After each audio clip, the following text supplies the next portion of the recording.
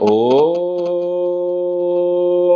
जन्माद्यस्य यतोऽन्वयादितरत् शार्थेष्वभिज्ञस्वराट् तेने ब्रह्महृदाय आदिकवये मुह्यन्ति यः सूरयः तेजो वारिमृदां यथा विनिमयो यत्र त्रिसर्गो मृषा धाम्ना स्वेन सदा निरस्तकुहकं सत्यं परं धीमहि धर्मः प्रोचितकैतवोऽत्र परमो निर्मत्सराणां सतां वेद्यं वास्तवमत्र वस्तु शिवदं तापत्रयोन्मूलनम्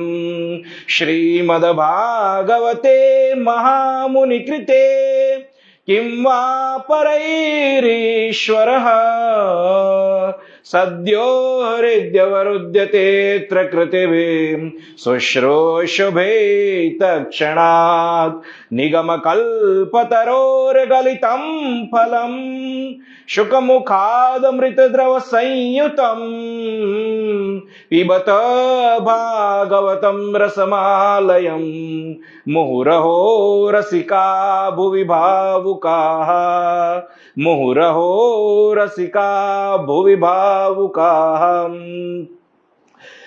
यं प्रवजन्तमनुपेतमपेतकृत्यं द्वैपायनो विरहकातर आजुहाव पुत्रेति तन्मयतया तर्वोऽभिनेदुं स्तं सर्वभूतहृदयं मुनिमानतोऽस्मि यः स्वानुभावमखिलश्रुतिसारमेकम् अध्यात्मदीपमति तितीर्षतां तमोऽन्धम् संसारिणां करुणयाः पुराणगृह्यं तं व्याससूनुमुपयामि गुरुं मुनीनां तं व्याससूनुमुपयामि गुरुं मुनीनां नारायणं नमस्कृत्य नरं चैव नरोत्तमं देवीं सरस्वतीं व्यासं ततो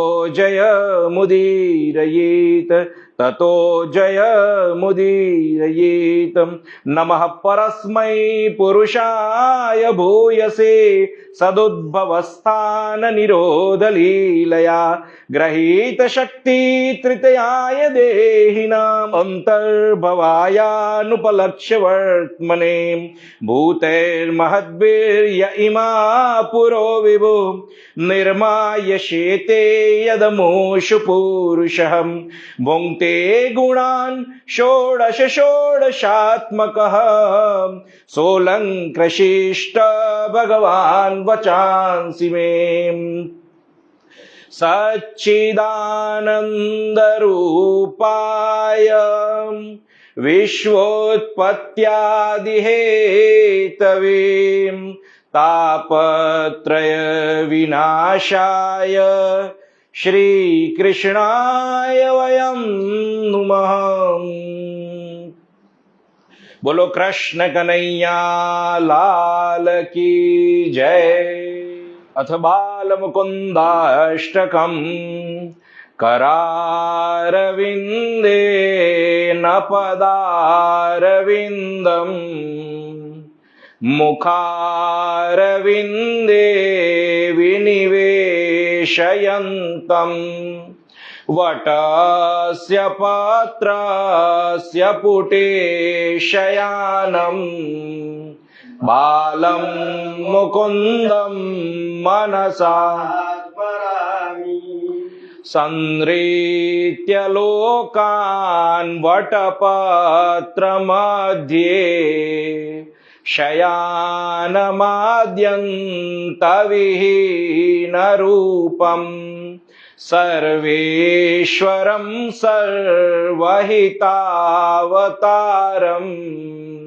बालं मुकुन्दं मनसा स्मरामि।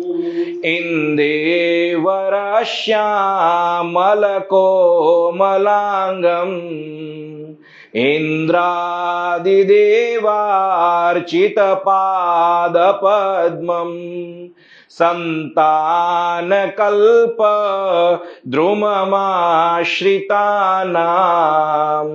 बालं मुकुन्दं मनसा स्मरामि लम्बालकं लम्बितहारयष्टिं शृङ्गारलीलाङ्कितदन्तपङ्क्तिं बिम्बाधरं चारुविशालनेत्रं बालं मुकुन्दं मनसा स्मरामि शिक्ये निधायाद्यपयोदधीनि बहिर्गतायां व्रजनायिकायां भोक्त्वा यथेष्टं कपटेन सूक्तं बालं मुकुन्दं मनसा स्मरामि कलिन्दजान्तस्थितकालियस्य फणाग्ररङ्गे नटन प्रियन्तं तत्पोच्छहस्तं शरदिन्दुवक्त्रं बालं मुकुन्दं मनसा स्मरामि ओलोकलेबद्धमुदारशौर्यम् उत्तुङ्गयुग्मार्जुनभङ्गलीलम् उत्फुल्लपद्मायतचारुनेत्रं बालं मुकुन्दं मनसा स्मरामि आलोक्य मातुर्मुखमादरेण स्तन्यं पिबन्तं सरसीरुहाक्षं सच्चिन्मयं देवमनन्तरूपं बालं मुकुन्दं मनसा स्मरामि इति श्री बालमुकुन्दाष्टकं संपूर्णं। बोलो कृष्ण कन्हैया लाल की जय। श्री वृंदावन बिहारी लाल की जय। श्री गोवर्धन नाथ की जय। श्री गिरिराज धरण की जय। ओम नमः पार्वती पतये। हर हर महादेव हर। सूर्य मंडल स्थित मेरे परम गुरु भगवान श्री सूर्य नारायण, उनका ध्यान करते हुए, उनको वंदन करते हुए और समस्त शिक्षा गुरु उनके हृदय में विराजमान हमारे आपके सभी के भगवान श्री राधा कृष्ण एवं प्राणी मात्र स्थावर जंगम कण कण में विराजमान भगवान श्री राधा कृष्ण, उनके चरणों में बारंबार वंदन करते हुए आज का यह सत्संग हम यथावत प्रारंभ करेंगे। पिछले कई दिनों से हम ये इंद्रमान भंगलीला और गोवर्धन धरण इसी विषय में ही हम सत्संग करते आ रहे हैं। और कल तक हमने देखा, पहले पूर्व भूमिका यदि जान ले तो व्रज में नंद बाबा आदि इंद्रयाग की तैयारी कर रहे थे और उस समय 7 वर्ष की अवस्था में जो थे ऐसे भगवान श्री कृष्णचंद्र, उन्होंने कुतूहलता पूर्वक प्रश्न पूछा, आप ये क्या कर रहे हो? तब नंद बाबा ने अपनी धर्म परंपरा के विषय में बताया और उससे प्राप्त होने वाले फल के विषय में बताया कि इंद्र आदि जो है, इंद्र पर्जन्य देवता है, वृष्टि का देवता है और उससे द्वारा उत्पन्न अन्न से ही हमारा जीवन निर्वाह होता है, इत्यादि इत्यादि। और फिर भगवान ने उनको ये समझाया कि हम तो वनवासी है, हमारी रक्षा तो पर्वत करते हैं और हम अभी ब्रज में विराजमान हैं, तो क्यों ना हम गोवर्धन का ही पूजन करें। तो इस प्रकार जो इंद्र ने याग के लिए जो द्रव्य इकट्ठा किया था, उसी द्रव्य से उन्होंने फिर गोवर्धन पूजन और गो विप्रा नल पर्वतान अर्थात गौ माता, ब्राह्मण देवता, अग्नि देवता और पर्वत यानी गोवर्धन, इन चारों का पूजन किया, उनका सत्कार किया, उनकी प्रदक्षिणा की और उसके पश्चात फिर सब अपने घर में यानी ब्रज में लौट गए। लेकिन हुआ क्या, इंद्र देवता कोपायमान हुए और उन्होंने प्रलयकालीन सामर्थक मेघ है उनको आज्ञा दी कि आप इतनी वृष्टि करो कि पूरा ब्रज डूब जाए। तो इस प्रकार जब ब्रज के नाश के लिए जब इंद्र का उद्यम देखा, तब भगवान ने, नंद बाबा आदि जो लोग हैं वो भगवान की शरण में गए और फिर भगवान ने गोवर्धन पर्वत धारण किया। गोवर्धन पर्वत धारण किया तो कल तक हमने वहां पे देखा कि 7 दिन पूरे हो गए और अब जब वृष्टि बंद हो चुकी थी, तब भगवान ने कहा कि अब आप सावधानी पूर्वक यहां से आप निकल सकते हैं और पुनः अपने स्थान को जाइए। तब भगवान की आज्ञा को प्राप्त होकर समस्त ब्रजवासी अपने गोधन को लेकर पुनः अपने घर को लौट गए। और आज फिर वहां से हम सत्संग प्रारंभ करते हुए आगे कहते हैं, भगवान पितम शैलम स्वस्थाने पूर्ववत् प्रभु पश्यताम सर्वभूतानां स्थापयामास लीलया। अब यहां पर भगवान शब्द प्रयुक्त किया फिर से कि भगवान ने क्या किया। तो कहते हैं, देखो सुखदेव जी जो है ना, उनकी दृष्टि बहुत शास्त्रोक्त रूप से ही उन्होंने भगवान को भगवान ही कहा है। यानी आजकल हुआ क्या है कि जो भगवान है उनको भगवान न मानकर अपने जैसा ही मानकर, अपने जैसा यानी जैसे कोई लड्डू गोपाल या राधा कृष्ण की मूर्ति ले आया और फिर इनको एसी में रखते हैं, लड्डू गोपाल को या फिर राधा कृष्ण की मूर्ति को एसी में रखते हैं। तो ये सब जो है ये क्या है, ये कौन सी भावना हुई। भगवान को प्रस्वेदासी कुछ भी होता नहीं है। तो मुझे तो आश्चर्य लगता है, क्योंकि भगवान जो है, भगवान की पूजा जिस विषय में बताई गई है उस प्रकार न होकर एक असत बुद्धि रखकर व्यक्ति आज जड़त्व में फंस गया। एक व्यक्ति कहता है मेरे साथ मेरा लड्डू गोपाल क्रिकेट देखता है मैं जहां पर जाता हूं, कहते हैं मैं तो मेरे साथ उनको काम में ले जाता हूं, मैं जहां काम करने जाता हूं। अबे ऐसी ऐसी भावना है लोगों की, क्या करें। लड्डू गोपाल क्रिकेट थोड़ा देखेगा, हाँ? तो ये सब क्या है।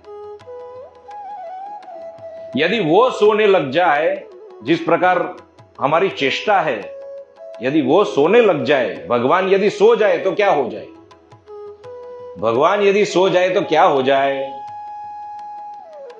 तो कहने का तात्पर्य यहां पर भी कहा, भगवान पितम शैलम स्वस्थाने पूर्ववत् प्रभु पश्यताम सर्वभूतानां स्थापयामास लीलया।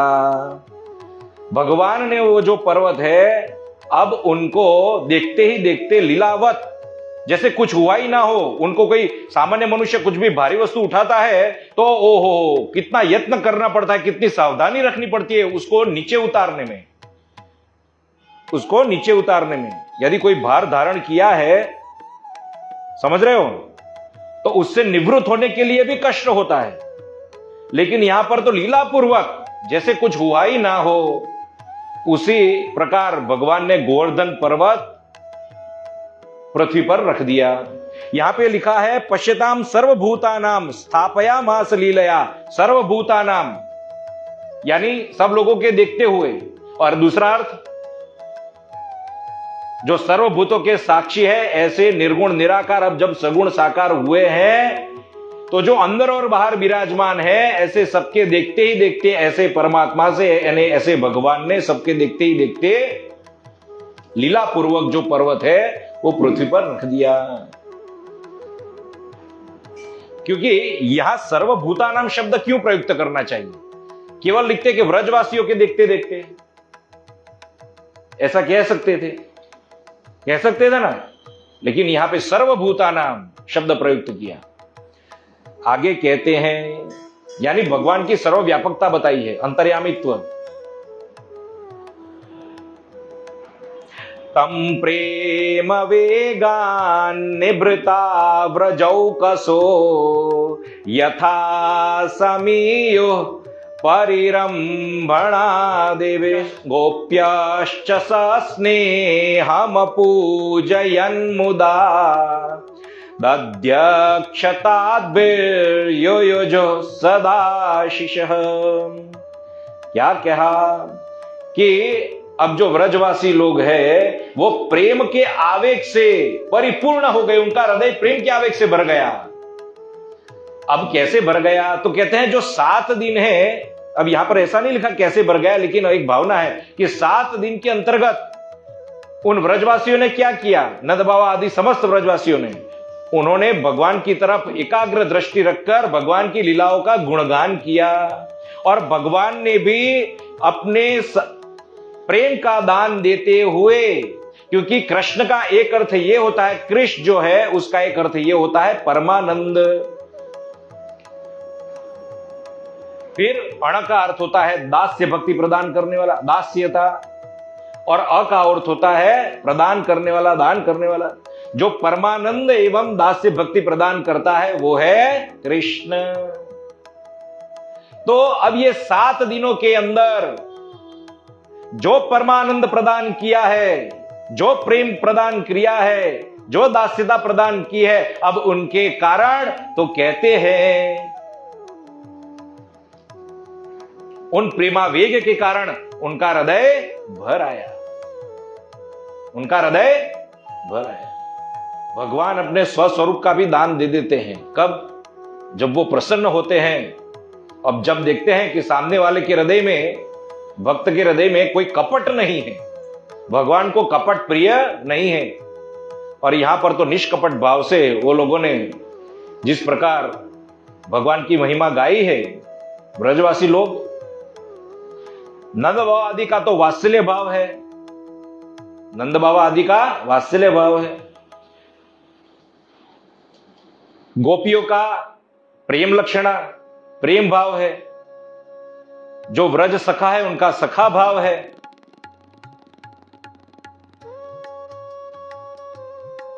बलराम जी है, उनका भ्रातु भाव है। तो अलग अलग भाव होते हुए भी सबके अंदर प्रेम का आवेग होना, तो यह बहुत बड़ी बात हो गई। समस्त व्रजवासी प्रेम के आवेग के कारण अब क्या हुआ है, ये भगवान का आलिंगन किया, भगवान का आलिंगन किया। अब भगवान आलिंगन प्रदान कर रहे, इससे बड़ी बात क्या हो सकती है। और आगे कहते हैं गोप्यश्च सस्नेहम पूजयन मुदा। अब गोपिया में भी जो उनकी समान वय वाली गोपियां थी, छोटी उम्र की, यानी गोपियों में भी एक बड़ी बूढ़ी गोपियां थी, एक यौवन और एक छोटी, तो उन सभी ने तो आलिंगन किया। लेकिन जो बड़ी बूढ़ी गोपियां हैं उन्होंने तो दधी, अक्षत और जल, इनसे भगवान का तिलक, पूजन इत्यादि किया और उनको आशीर्वाद प्रदान किया। क्या? आशीर्वाद प्रदान किया, भगवान को भी आशीर्वाद प्रदान किया। क्योंकि गोपियां जो थी वो कोई वास्तविक नहीं थी। साक्षात ब्रह्मवैवर्त पुराण की दृष्टि से देखा जाए तो स्वामिनी जी अर्थात राधिका दी जो है, उनके ही वाम अंग से जो स्फुरित है ऐसी गोपियां। और कहते हैं ऐसी गोपियां जो है साक्षात भगवान की ही अंतरंगण, भगवान की ही अंतरंगण। गर्ग संहिता के अनुसार इत्यादि के अनुसार यदि देखा जाए तो श्रुति रूपा और ऋषि रूपा गोपियां, जो वेद की जो कणिकाएं हैं, जो श्रुतियां हैं, वो ही गोपियां बनी। जो ऋषि हैं, भगवान रामचंद्र के अवतार के समय उन्होंने जो मनोवांछना की कि हमें आपसे प्रेम चाहिए, तब भगवान ने कहा मैं तो मर्यादा, लोक मर्यादा की रक्षा हेतु यहां पर मेरा अवतरण हुआ है।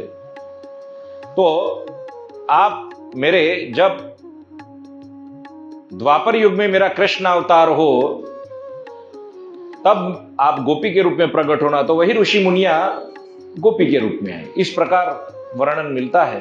कहने का तात्पर्य अंत में गोपी का और कोई नहीं, लेकिन उनकी अंतरंगण थी।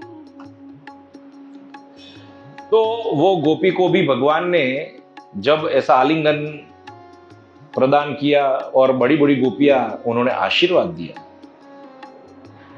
आगे कहते हैं यशोदा रोहिणी नंदो रामश्च बलिनाम्बरः कृष्णमालिंग्य युजुर आशीष स्नेह कातराः।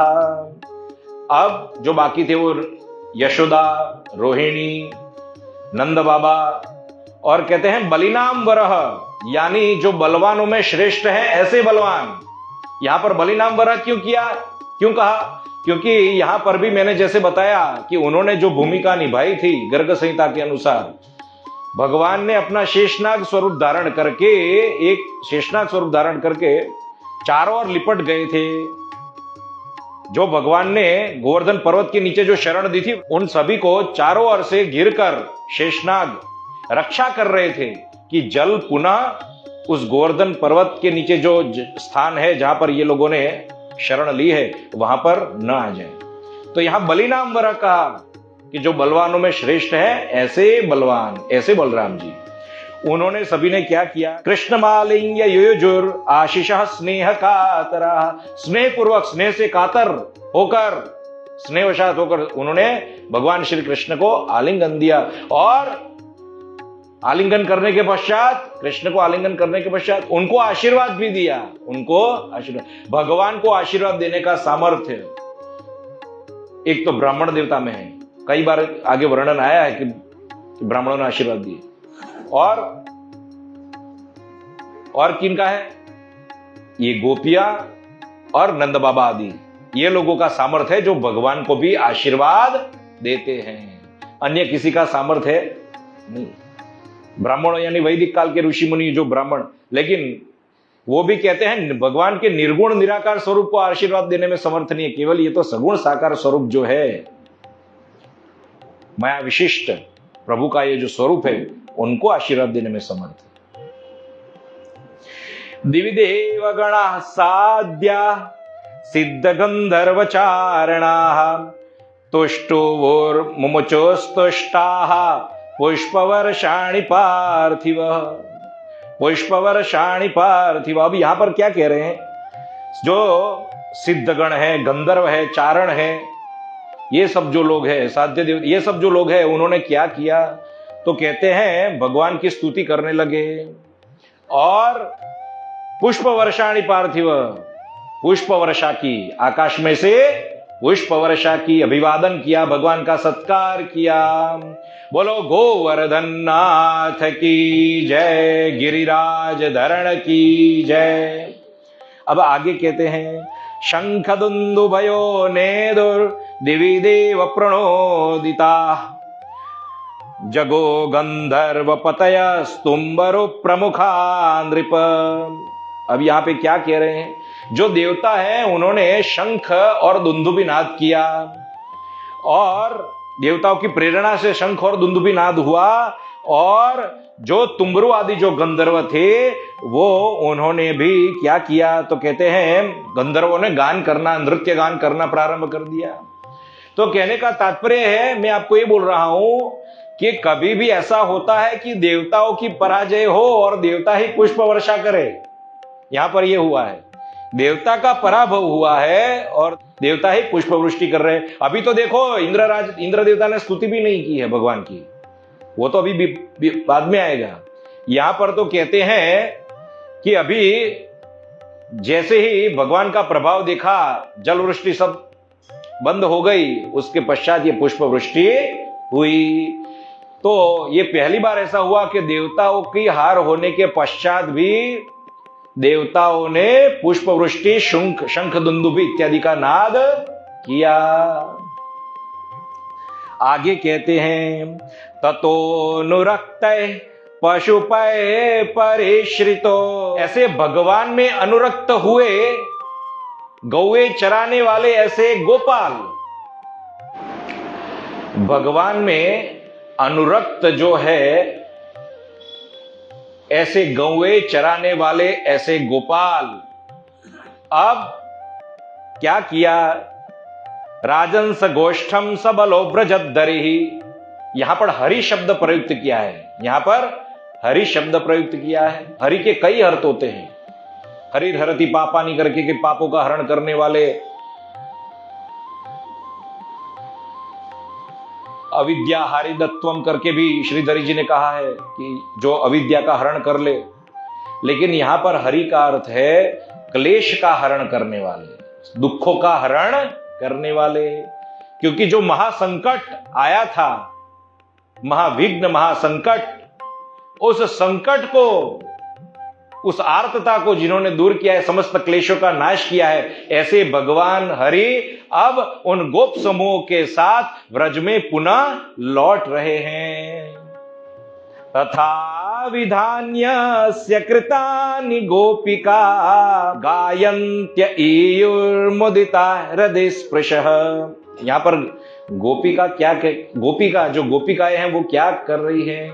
तो कर रही है क्या कि भगवान ने जो गोवर्धन धारण इत्यादि जो लीला की, उस लीला का गान करती हुई। कैसे लीला? तो कहते हैं हृदय को स्पर्श करने वाली लीला। कैसे कृष्ण के?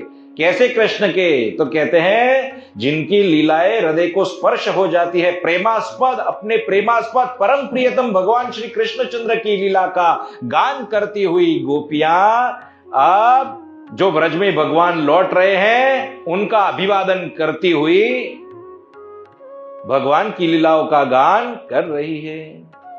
बोलो कृष्ण कन्हैया लाल की जय। अब अगले जो अध्याय आ रहा है 26वां अध्याय, अब इसमें शुकदेव जी क्या कह रहे हैं? श्री शुक उवाच एवं विधानि कर्माणि गोपः कृष्णस्य वीक्ष्यते अतद्वीर्य विदः प्रोचो समभ्येत्य सुविस्मिता। शुकदेव जी क्या कह रहे हैं कि देखो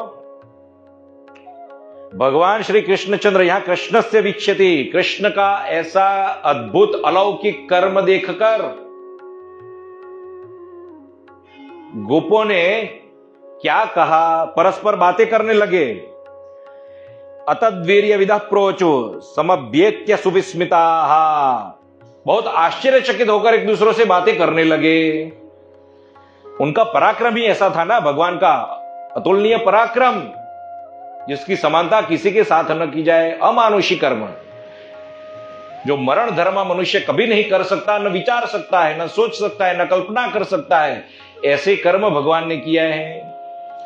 बालकस्य यदेतानि कर्माण्यत्यद्भुतानि वै कथमर्हत्यसौ जन्म ग्राम्येष्वात्मजुगुप्सितम्। अब यहां पर क्या कहा? शुकदेव जी कह रहे हैं कि बालकों ने परस्पर बातें करते करते क्या कहा कि इस बालक का जो कर्म है वो अति अद्भुत है, तो उसका जन्म हमारे जैसे एक गंवार के बीच, गोपों के बीच, एक सामान्य गैया चराने वालों के बीच ऐसे अद्भुत कर्म करने वाले बालक का जन्म कैसे हो सकता है? ये कैसे संभव है? यहां पे उनका जन्म नहीं होना चाहिए था। जैसे आप देख रहे हो कि कोई बच्चे में अद्भुत लक्षण होते हैं तो हम नहीं कहते ये तो उच्च कुल का होना चाहिए, ये यहां से कैसे? तो इसी प्रकार उच्च कुल, यानी उच्च कुल किसको कहते हैं? आप जिसके पास अतिशय धन है, जो राज परिवार से जुड़ा है, वो नहीं। जो भगवान, जिनके घर में निष्काम भक्ति करने वाले भगवत भक्त हुए हैं। वर्ण तो है ही, वर्ण तो मानना ही है कि भाई ब्राह्मण क्षत्रिय ये दोनों, लेकिन उनमें भी कहते हैं जो निष्काम कर्म जिन्होंने किया है भगवान, निष्काम भक्ति, ऐसे लोग आगे कह रहे हैं, यह सप्तहायनो बालः करेणैकेन लीलया कथम बिभ्रत गिरिवरम पुष्करम गजराडिव। क्या कहा? अब देखो भगवान की लीला प्रारंभ हो रही है, बाल्य लीला। क्योंकि अब जब वो इंद्र स्तुति करेंगे वो सब तो अभी बाद में आएगा, लेकिन उससे पहले भगवान की लीलाएं हैं। बालक जो नंद, ये जो गोपगण है परस्पर भगवान की बाल लीलाओं का गान करते हैं। अब उनमें ये कह रहे हैं कि ये 7 वर्ष का बालक 7 दिनों तक इस प्रकार कैसे लीला, तो कहते हैं पुष्करम गजराडिव, जैसे गजराज एक पुष्प, एक कमल को जिस प्रकार धारण करता है अपनी सूंड में, इस प्रकार ये बालक इतना बड़ा गिरिराज पर्वत कैसे उठा सकता है, कैसे धारण कर सकता है। ये उनको आश्चर्य लगा। गिरिवरम शब्द है, गिरिवरम यानी जो पर्वतों में भी जो श्रेष्ठ है, गिरिराज पर्वतों का राजा, ऐसे पर्वत को कैसे धारण कर सकता है, तो ये आश्चर्य है। आगे कह रहे हैं, तो के ना मेलिताक्षेण पूतनाया महौजसः पितः स्तनः सह प्राणे काले नेव वयस्तनो। अब पूतना का यहां पे वर्णन कर रहे हैं कि पूतना आई वेश बदलकर लक्ष्मी जैसा सुंदर स्वरूप धारण किया है, हाथ में कमल को लीला पूर्वक घुमा रही है और वो जो आ रही है, उस समय कहते हैं सब लोग आश्चर्यचकित हो गए थे, ऐसा उनका परम सौंदर्य था। और पूतना आई, कैसी पूतना? महौजसः, अत्यंत बलवान, अत्यंत भयंकर। ऐसी पूतना भगवान के सामने स्त्री बनकर आई है। भगवान ने कहा तू आ गई है, कोई बात नहीं, तुम्हारा मनोरथ पूर्ण तो करूंगा। संक्षिप्त में ही हम जाएंगे कि राजा बलि की ही वो जो पुत्री थी रत्नमाला, तो यही पुत्री जो है, यही कन्या जो है, भगवान वामन ने जब अपना विराट स्वरूप दिखाया, उससे पूर्व जब वामन स्वरूप था भगवान का, तब उसके हृदय में यह भाव उत्पन्न हुआ कि कदाचित यदि मेरा भी ऐसा पुत्र होता तो मैं उनको स्तनपान कराऊं। लेकिन ऐसा विचार ही कर रही थी, तब भगवान ने अपना विराट स्वरूप दिखाया और बलि का धन हरण लिया। तब प्रतिशोध की भावना जगी, इसको तो मैं मारूंगी, उसका मैं प्राण हरण करूं। तो इसके कारण पहले शुभ संकल्प लिया, इसलिए एक माता के रूप में स्तनपान कराने की इच्छा हुई, लेकिन फिर इस प्रकार घातक विचार आए, हिंसा वाले विचार आए, तो फिर उनको ये राक्षसी योनि प्राप्त हुई। और इस प्रकार जब दुग्धपान कराने के लिए पहुंची, भगवान ने दुग्धपान के साथ साथ प्राण हरण भी कर लिया। कैसे प्राण हरण किया है? काले नेव वयस्तनो हो, जैसे ये काल जो होता है, काल, ये काल पुरुष जो होता है, काल, ये पुरुष की आयु को हरण कर लेता है। हमारी आयु दिन प्रतिदिन हरण हो रही है, यानी आयु कम हो रही है। क्या ये हमें ज्ञात हो रहा है कि हमारी आयु कम हो रही है? नहीं, हमको तो आनंद आ रहा है संसार में, हम तो संसार में रचे पचे रहते हैं। हमको कभी भी ऐसा अनुभव नहीं हुआ कि हमारी आयु कम हो रही है। आप विचार करो, हम पहले बच्चे थे, तब हमको, यानी जो शिशु अवस्था थी, तब हमको जो शरीर प्राप्त हुआ था वो भिन्न था, हम विवश थे उस समय। उससे पहले गर्भावस्था में और विवश थे, फिर जन्म हुआ, शिशु अवस्था, कौमार अवस्था, पौगंड अवस्था, युवा अवस्था कहने का तात्पर्य ये सब, और फिर अब धीरे धीरे आप देखो हमारा बचपन से लेकर हम कहां पहुंच गए। हमें कभी भी ये ज्ञात नहीं हुआ कि हमारी आयु कम हो रही है। वैसे तो ये हम जानते हैं, लिखा हुआ है इसलिए कि भाई कम हो रहा है, कम हो रहा है, लेकिन वास्तविक रूप से हमारी आयु लघु हो रही है, क्षीण हो रही है, वो हमें कैसे ज्ञात हो? तो जब आत्मचिंतन करते हैं तब ये जो शरीर की अवस्था है तब जाकर ज्ञात होता है कि हमारी आयु तो कम हो रही है। तो जैसे सर्प अपने दर में, अपने बिल्व में जैसे घुस जाता है, अपने बिल में सर्प कैसे घुसता है, उसी प्रकार मृत्यु आती है हमारी। पानी का प्रवाह कैसे आता है पता चलता है, कभी पानी नीचे गिर गया हो जमीन पर और जो प्रवाहित हो तो पता भी नहीं चलता क्या गया। सर्प अपने दर में जब प्रवेश करता है तो उसी तीव्र गति से काल आता है जो हमें ज्ञात नहीं होता। अरे कल तक तो अच्छे थे, हमारे साथ बातचीत की है, सब व्यवहार किया है, कुछ भी पता नहीं चला, ये कैसे हो गया? ऐसा ही हुआ। तो इसी प्रकार भगवान ने पूतना का प्राण हरण कर लिया, पूतना को भी ज्ञात नहीं हुआ, दुग्ध पान के साथ साथ प्राण हरण कर लिया। उस समय कहते हैं शिवजी को बुलाया, शिवजी मुझे तो दूध पान करना है, आप प्राण हरण करो, मेरे से नहीं होता ये सब जो आप संहार के देवता हो, मैं तो दूध पीने आया, अब ये पूतना आ गई तो मैं क्या करूं? मेरा जो भी भाग्य, अथ परम भाग्यम,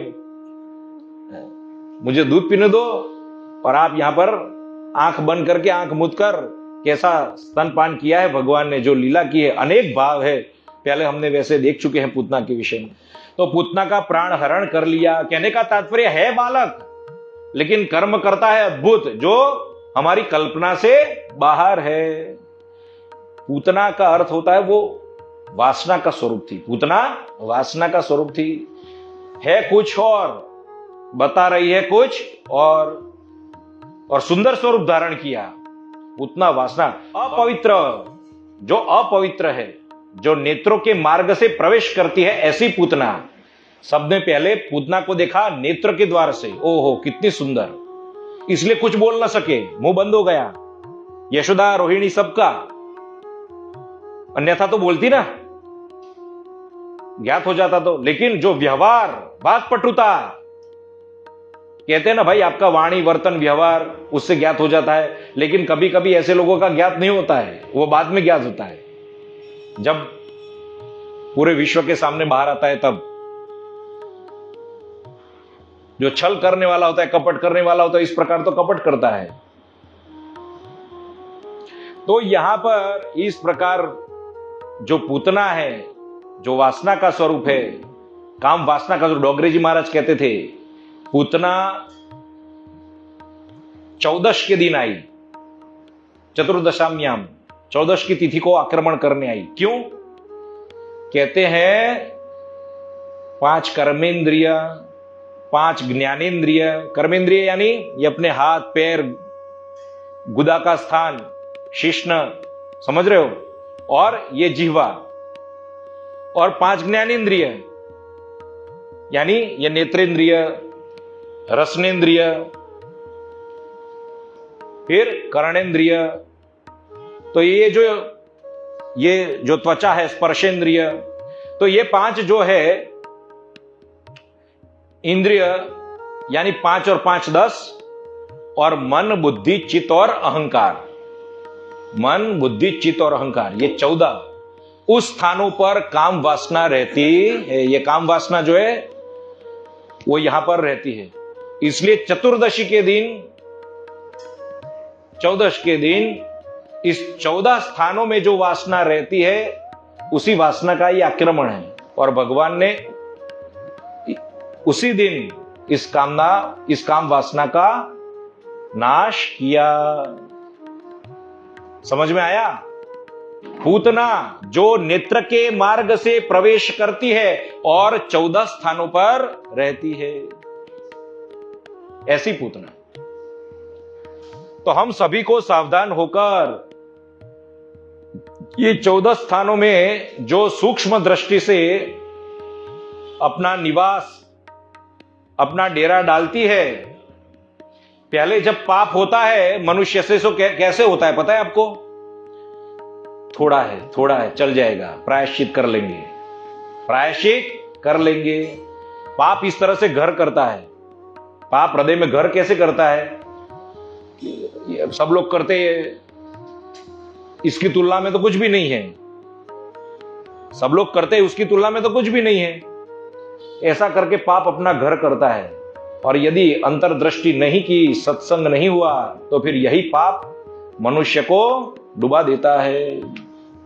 आगे कहते हैं कि हिन्वतो दहशयानस्य मास्यस्य चरणावुदक अनोपतद विपर्यस्तम रुदतः प्रपदाहतम।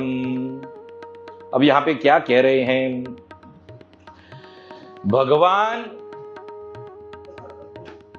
चरणावुदक यानी अपने चरणों को ऊपर की ओर उछालने वाले, ऊपर की ओर करते हुए, जब देखो ये भगवान की लीला कैसी है पता है? जब जब उसने कुछ नया सीखा उसी समय दैत्यों ने आक्रमण किया अलग अलग रूपों में आकर, और उसी समय जैसे भगवान का विकास हुआ तो दैत्यों का विनाश हुआ है। पहले विधाता के समय, छठी के समय पूतना आई। अब कहते हैं जब करवट बदली, तब करवट बदली यानी भगवान जब हिन्वतो दह यानी हिनोशयान से मास्य से यानी 3 महीने के थे, जब 3 महीने के भगवान करवट बदलने लगे, तब शकट के नीचे मां यशोदा ने उनको रखा। क्यों रखा? तो कहते हैं करवट बदली और भगवान के जन्म नक्षत्र का संयोग था।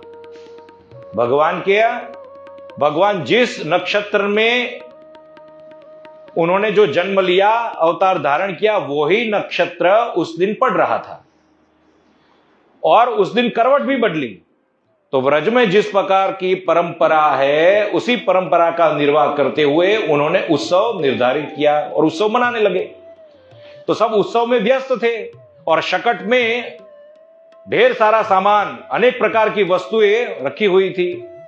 विशेषतः दही, दूध बड़े बड़े पात्रों में जमा कर रखा था।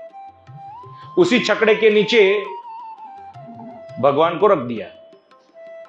तो भगवान ने कहा, मुझको एक तरफ तुम रख रहे हो, मेरी अवहेलना यानी मेरी उपेक्षा करके आप उत्सव कर रहे हो। भगवान को अपना जो भक्त है, वो अत्यंत लौकिक कार्यों में व्यस्त हो जाए और भगवान को भूल जाए, वो अपराध उनको स्वीकार्य नहीं है। इसलिए भगवान ने क्या किया? पहले तो रुदन किया, लेकिन वो उत्सव में इतनी ध्वनि थी, मंगल गीत गा रहे थे सब लोग, तो पता ही नहीं चला कि कृष्ण रो रहा है।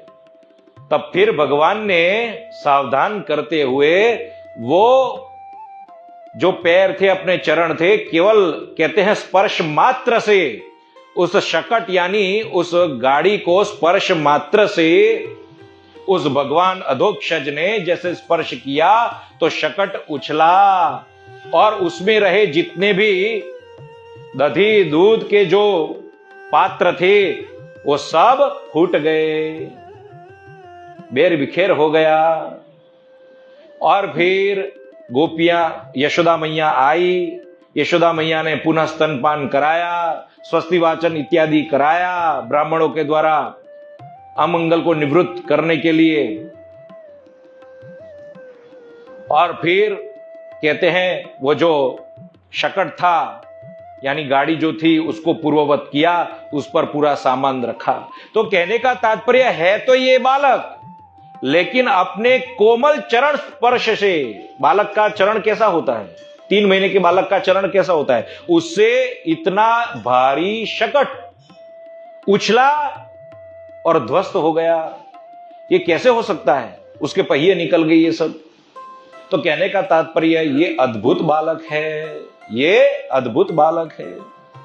आगे कह रहे हैं, एकहायन आसीनो रियमाणो विहायसा दैत्येन यस्तृणावर्तम अहं कंठग्रहातुरम। अब यहां पर 1 वर्ष हुआ और कृष्ण ने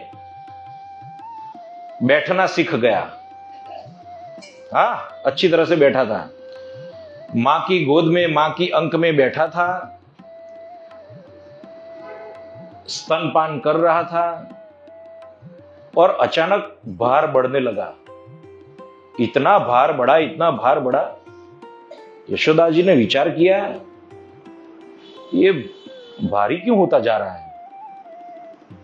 लेकिन उनको क्या ज्ञात था, उनको क्या ज्ञात था, ये जो दूध पीने वाला है, स्तनपान करने वाला है, उसके उदर में तो असंख्य ब्रह्मांड बसे हैं, असंख्य ब्रह्मांड बसे हैं। तो उस ब्रह्मांड की तृप्ति वो कैसे करेगा? तो कहते हैं मां का जो प्रेम है, उस प्रेम से स्रवित जो दुग्ध है, उस दुग्ध की धारा से उस उदर में बसे ब्रह्मांड को तृप्त करने वाला, उनका पालन पोषण करने वाला भगवान अब एक लीला करने जा रहा है। तो कह रहे हैं इधर तृणावर्त का प्रहार हुआ, यानी बवंडर के रूप में आया, आंधी के रूप में आया, प्रचंड वेग जिन वायु का था, ऐसा स्वरूप धारण करके आया है वो।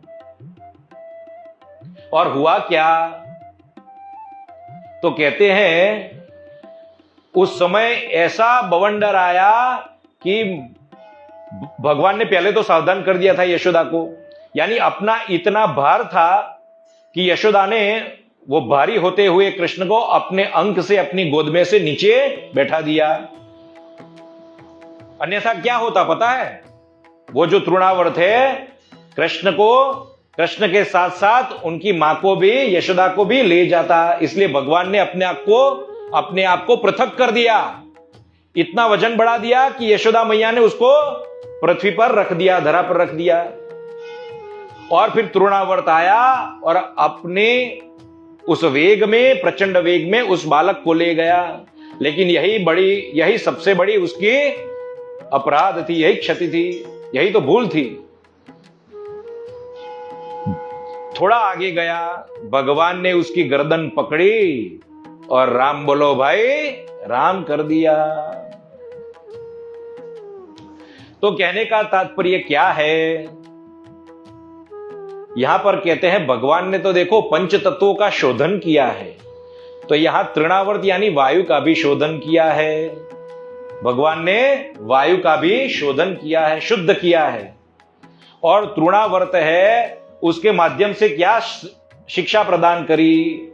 तो कहते हैं अत्यंत आसक्ति जो होती है, वो आसक्ति छुड़ाने के लिए, क्योंकि जब बालक हाथ से छूट गया तब जो यशोदा का क्रंदन था, तब जो गोपियों का क्रंदन था, हमारा लाला, हमारा कृष्ण कहां चला गया?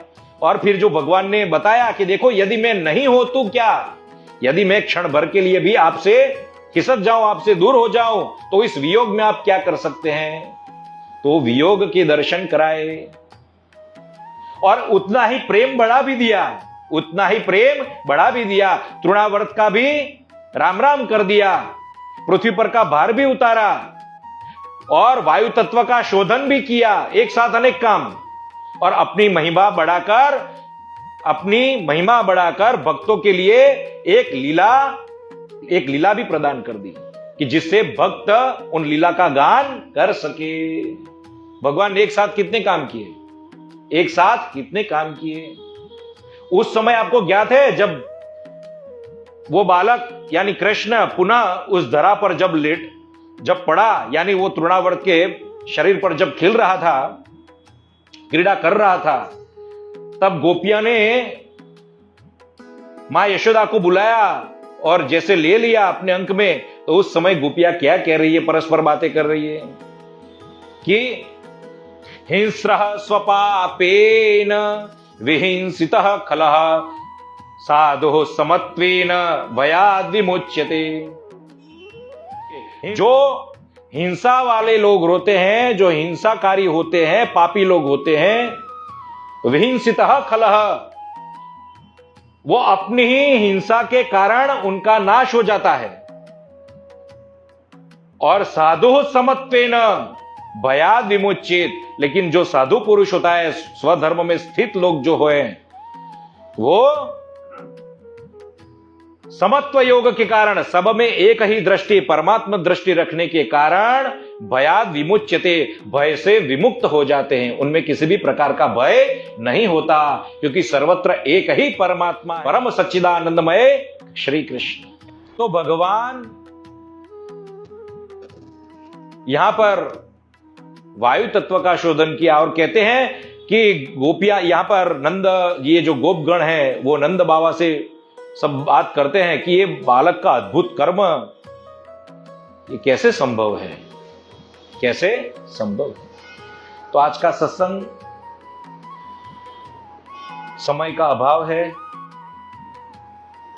सब ध्यान में लेते हुए सत्संग को भगवान के श्री चरणों में निवेदित करते हुए एक कीर्तन के साथ, गोविंद जय जय गोपाल जय जय, गोविंद जय जय गोपाल जय जय, गोविंद जय जय गोपाल जय जय, गोविंद जय जय गोपाल जय जय, गोविंद जय जय गोपाल जय जय, गोविंद जय जय गोपाल जय जय, राधा रमण हरि गोविंद जय जय, राधा रमण हरि गोविंद जय जय, राधा रमण हरि गोविंद जय जय, राधा रमण हरि गोविंद जय जय, राधा रमण हरि गोविंद जय जय, राधा रमण हरि गोविंद जय जय, हे कृष्ण गोविंद हरे मुरारी, हे कृष्ण गोविंद हरे मुरारी, हे कृष्ण गोविंद हरे मुरारी, हे कृष्ण गोविंद हरे मुरारी, हे नाथ नारायण वासुदेव, हे नाथ नारायण वासुदेव, हे नाथ नारायण वासुदेव, हे नाथ नारायण वासुदेव, जिह्वे पिबा स्वामृत मेत देव, जिह्वे पिबा स्वामृत मेत देव, जिह्वे पिबा स्वामृत मेत देव, जिह्वे पिबा स्वामृत मेत देव, गोविंद दामोदर माधवेति, गोविंद दामोदर माधवेति, गोविंद दामोदर माधवेति, गोविंद दामोदर माधवेति, राधा कृष्ण राधा कृष्ण राधा कृष्ण राधा कृष्ण राधा कृष्ण राधा कृष्ण राधा कृष्ण राधा कृष्ण राधा कृष्ण राधा कृष्ण राधा कृष्ण राधा कृष्ण राधा कृष्ण राधा कृष्ण राधा कृष्ण राधा कृष्ण। बोलो कृष्ण कन्हैया लाल की जय। श्री गोवर्धन नाथ की जय। श्री गिरिराज धरण की जय।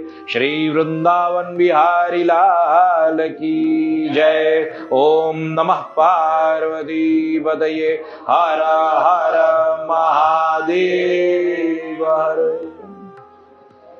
कर्पूरगौरं करुणावतारं संसारसारं भुजगेन्द्रहारं सदा वसन्तं हृदयारविन्दे।